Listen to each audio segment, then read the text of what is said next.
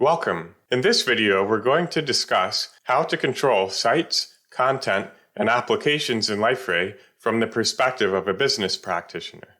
The key points for this section are first, that a permission in Liferay grants a user the ability to perform a specific action on a specific resource or type of resource. Here, a resource refers to any entity in a Liferay system, such as a user, a document, a web content article, and so on. The second key point for this section is that roles exist in three scopes. Regular roles grant permissions that apply throughout a Liferay instance. Site roles grant permissions that apply only within a particular site. And organization roles grant permissions that apply only within a particular organization. Before you begin this section's exercises, make sure that you've downloaded and installed the JDK. You can download the JDK from the link on the slide, and you can refer to the second link for installation instructions. Also, make sure that you've installed Liferay on your machine. If you're on Windows, we recommend that you install Liferay to the C:/Liferay path. And if you're using Mac or Linux, we recommend that you install Liferay to a Liferay directory in your user home folder. The important point here is just to use a short path to make things easier and less confusing.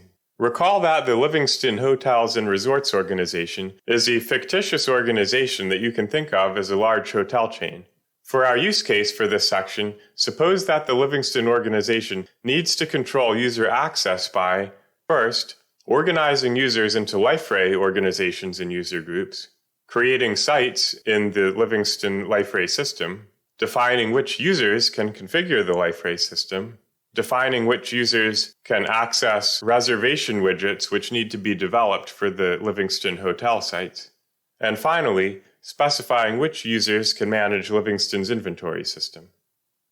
The key performance indicators for Livingston are first, to empower users to perform their job functions by granting them access to the sites, content, and applications that they need to use in the Liferay system. And second, to restrict users' permissions so that they can only access the Liferay content and applications that are relevant to their positions. Now let's discuss roles and permissions in more detail.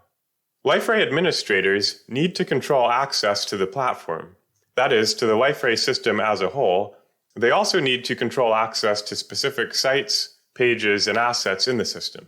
Recall that a Liferay asset is just a piece of content, such as a document, a web content article, or a message boards post.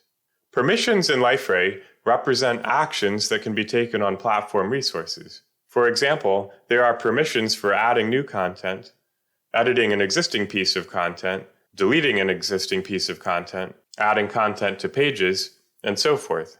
Liferay's permissions are fine-grained. This means that permissions for Liferay assets can be configured so that a user can edit one document, for example, but not another. In Liferay, permissions cannot be directly granted to users. Instead, permissions are always granted to roles, and then the roles are assigned to users. Regular roles grant permissions that apply throughout an entire Liferay instance. Site roles grant permissions that apply only in a particular site, and organization roles grant permissions that apply only within a particular organization. It's very common for Liferay administrators to create custom roles to allow users to perform various functions in a Liferay system.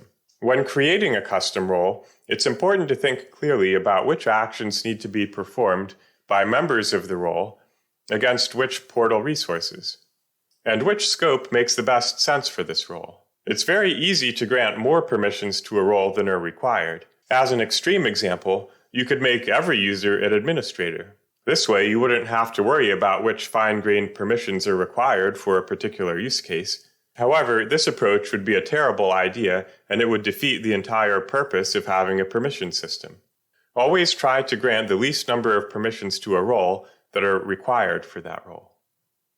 Note that if a workflow definition assigns a task to a role that does not exist, the role will be created. However, permissions would still need to be defined for that role. Now it's time for a knowledge check. Permissions are actions on resources on the platform. Roles are a collection of permissions that can be applied to users. The three role scopes that can be used or created are regular, organization, and site roles. Workflows can auto-generate assigned roles if they don't already exist.